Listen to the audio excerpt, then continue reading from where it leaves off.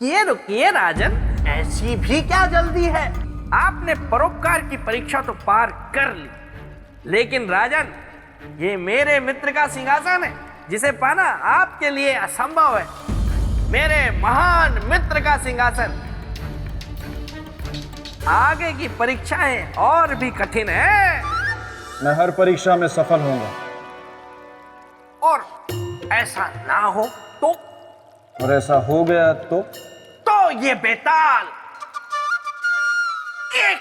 एक वर्ष तक बिल्कुल चुप रहेगा, कुछ नहीं बोलेगा। मैं एक शब्द भी नहीं बोलूंगा और मौन रहूंगा ऐसे। लेकिन ऐसा होगा नहीं। ऐसा कभी नहीं होगा श्रीमान बेताल। मैं चुनौती के लिए तैयार हूं। जय महाकाल। सम्राट विक्रमादित्य के 32 गुणों से संपन्न इस दिव्य सिंहासन को प्राप्त करना इतना आसान नहीं था। बेताल ने राजा भोज को सम्राट विक्रमादित्य की बराबरी करने हेतु उनसे पराक्रम, त्याग, न्याय, चरित्र तथा योग शक्ति की परीक्षा ली, जिसमें राजा भोज उत्तीर्ण हुए थे। किंतु अभी परीक्षा पूर्ण रूप से समाप्त नहीं हुई थी।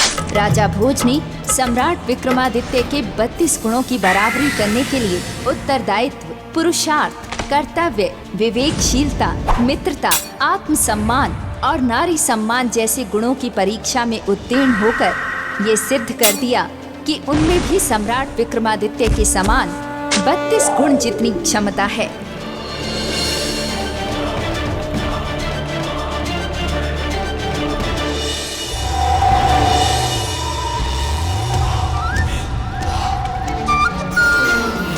प्रणाम देवी। राजन, आपने ये सिद्ध कर दिया है कि इस सिंहासन को प्राप्त कर इस पर विराजमान होने के लिए आप में सम्राट विक्रमादित्य जितने 32 गुण विद्यमान हैं।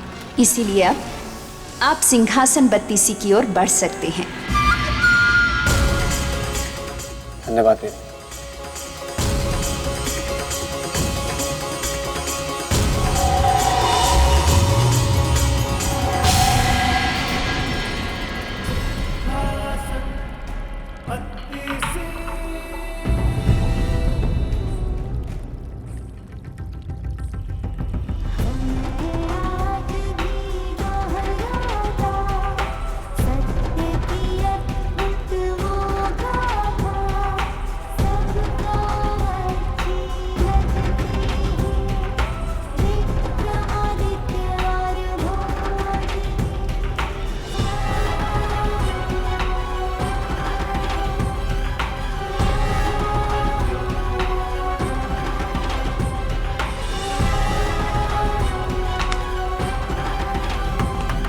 अपनी पहली परीक्षा में पराक्रमी राजा भोज ने नाग कन्या के पुत्र की अपने पिता रुद्रांत से रक्षा कर सफलता प्राप्त की थी।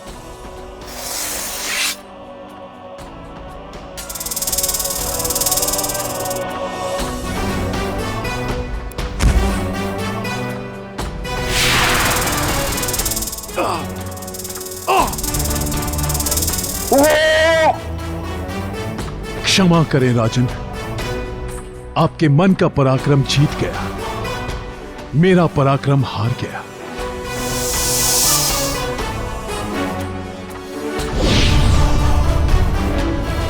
परीक्षा की सीढ़ियों के सिलसिले को आगे बढ़ाते हुए राजा भोज त्याग की सीढ़ी पर पहुंचे, जहां उनका सामना पक्षीराज से हुआ।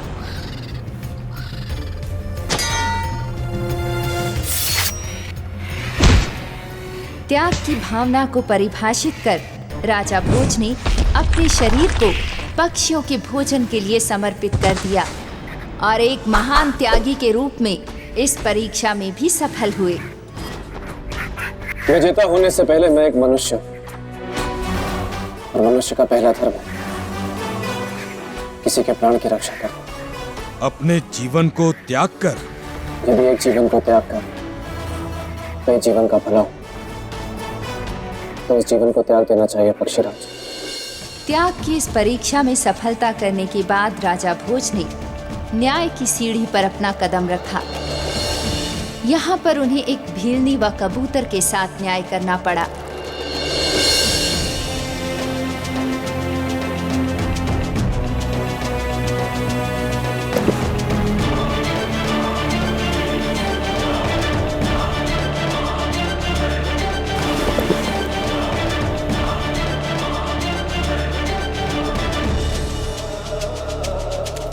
धन के अभाव में राजा भोज को चांडाल तक बनना पड़ा, वो भी कबूतर के जीवन के साथ न्याय के लिए।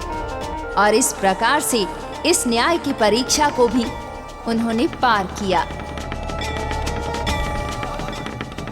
अब ये सब कुछ आपका है, इसे स्वीकार करें और मुझे आज्ञा दें। आपने मनुष्य और पशु दोनों को न्याय के तराजू में बराबर तोला। मेरे लिए इतना ही बहुत है। न्याय की परीक्षा के बाद राजा भोज चरित्र की परीक्षा की सीढ़ी की ओर बढ़े। उस परीक्षा में उन्हें कपटी ऋषि नीलमणि के चरित्र को उजागर करना था, जिसमें वे सफल हुए।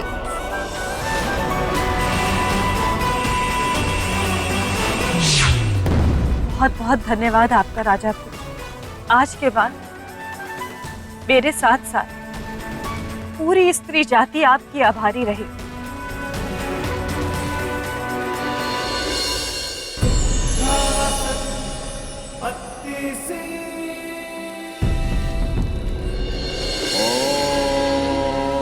चरित्र की परीक्षा में सफलता प्राप्त कर राजा भोज योग की परीक्षा के लिए तैयार हुए, जिसमें उन्होंने अपनी योग शक्ति द्वारा राजा सूरजभान के शरीर में प्रवेश कर शक्तेश्वर नामक बुरी आत्मा के आतंक को समाप्त कर इस परीक्षा में भी सफलता प्राप्त की।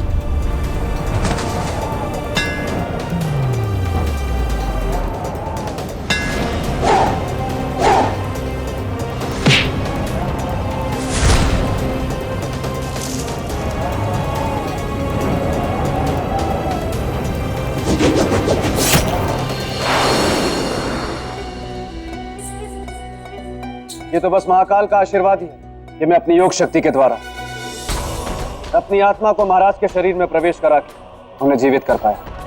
लेकिन आपने ऐसा किया क्यों? विनाशकारी शक्तेश्वर के उत्पात को रोकना। धन्य है आप राजा, जो प्रजा की भलाई के लिए आपने अपने जीवन को दांव पर लगा दिया। योग शक्ति की परीक्षा में भी सफलता। इसके बाद राजा भोज परोपकार की परीक्षा देने के लिए आगे बढ़े।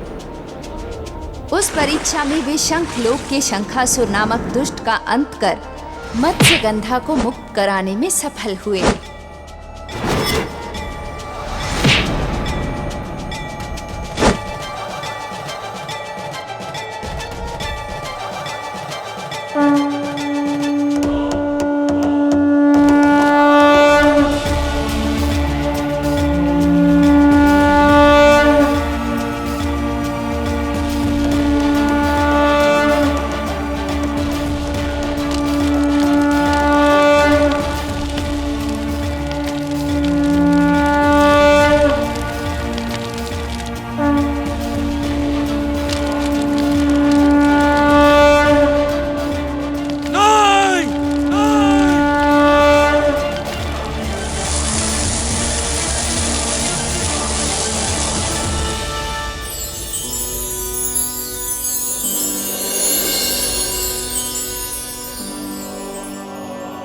राजन, हमारी सहेलियां आपका स्वागत कर रही हैं।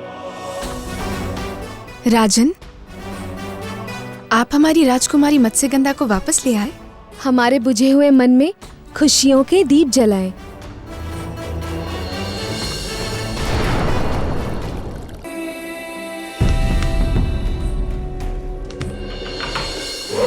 परोपकार की परीक्षा के उपरांत उत्तरदायित्व की परीक्षा में राजा भोज ने अपनी पत्नी महारानी वल्लरी के प्राणों की रक्षा हेतु ऋषि शांडिल्य से जीवंती विद्या सीख पूर्णमासी की मध्य रात्रि नील सरोवर से नील कमल प्राप्त कर महारानी वल्लरी के जीवन की रक्षा की तथा उत्तरदायित्व की परीक्षा में सफल हुए।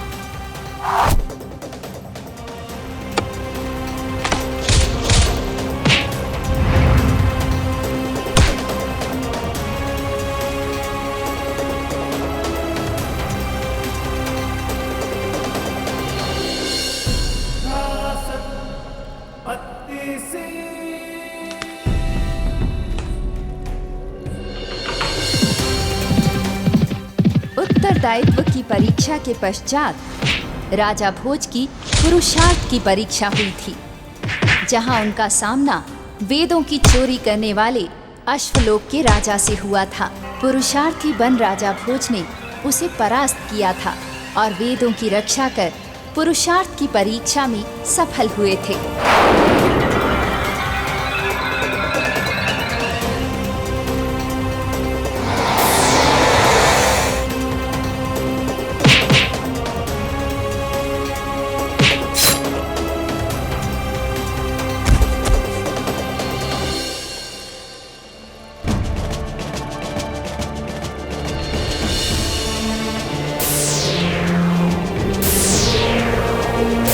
सिंहासन 32 को प्राप्त करने के पथ पर चलते हुए राजा भोज की कर्तव्य की परीक्षा हुई और अपने कर्तव्य का पालन करते हुए बंग प्रदेश के कुटिल राजा की कैद से देवी गौतमी को मुक्त कराया और कर्तव्य की परीक्षा में सफल हुए। किंतु आप हैं कौन जिसने इतना बड़ा संकट मोल लिया? कर्तव्य के पालन में संकट कैसा? कर्तव्य तो एक धर्म है और धर्म को निभाने में आनंद आता है, हर्ष आता है।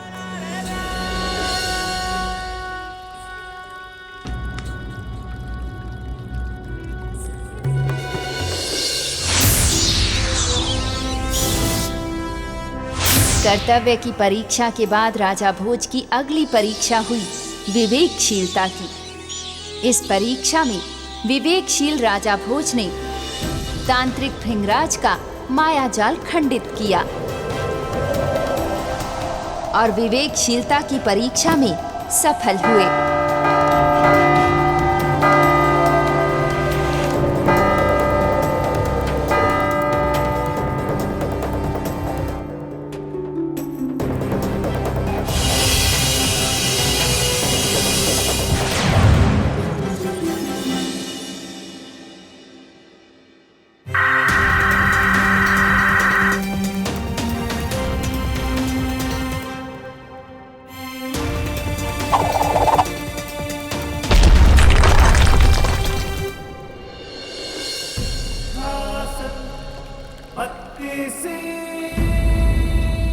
विवेकशीलता की परीक्षा में सफलता के पश्चात राजा भोज ने मित्रता की परीक्षा दी और अपने मित्र आदित्यनाथ को विष कन्या के प्रभाव से मुक्त करा अपने मित्र के द्वारा त्यागी गई उसकी पत्नी से उसका मेल कराया और मित्रता की परीक्षा में सफल हुए।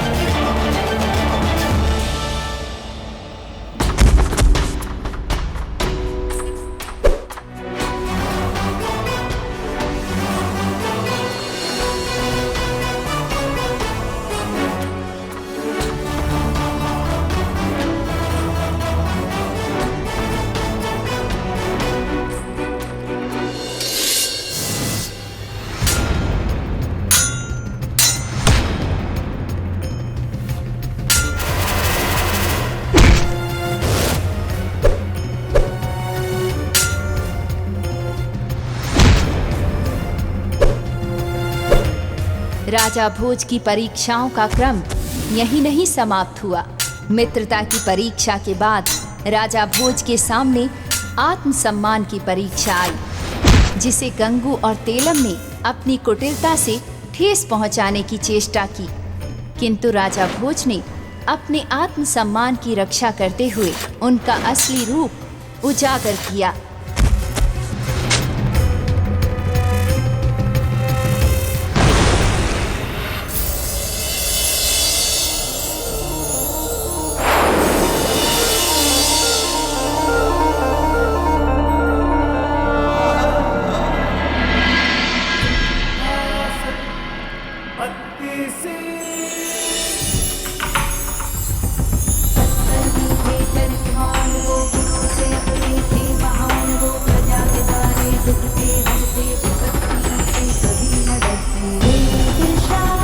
राजा भोज नारी सम्मान की परीक्षा में भी सफल हुए और इस प्रकार प्रश्नों और परीक्षाओं के भंवर को पार करते हुए राजा भोज ने शेष गुणों की परीक्षाओं में भी सफलता प्राप्त की और सिंहासन बत्तीसी की ओर बिना रुके बढ़ते चले गए। पछता रहा हूं मैं कि क्यों मैंने ऐसा दावा किया। अब 1 साल तक मैं कुछ नहीं बोल पाऊंगा, बस ऐसे ही मन में बोलता रहूंगा, क्योंकि एक एक करके मैंने राजा भोज की परीक्षाएं ली और एक एक करके वो हर परीक्षा में सफल होते रहे और एक एक करके वो हर सीढ़ी चढ़ते भी रहे।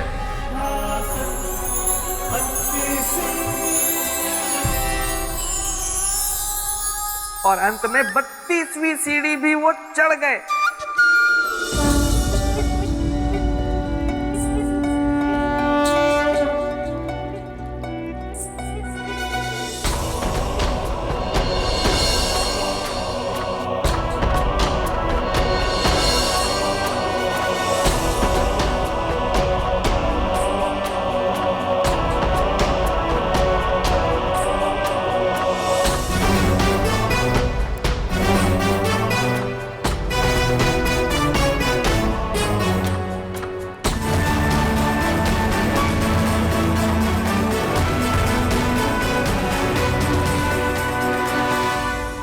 बेताल की सोच गलत साबित हुई।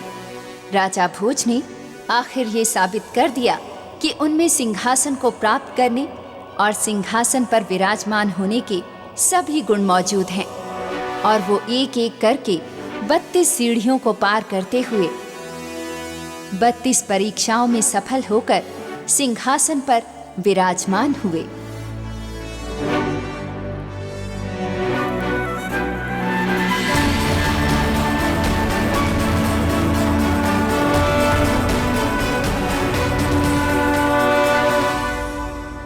लेकिन मुझे इस बात का दुख नहीं है, बल्कि प्रसन्नता है कि आखिरकार मेरे मित्र चक्रवर्ती शूरवीर महान सम्राट विक्रमादित्य के सिंहासन को सही उत्तराधिकारी मिला,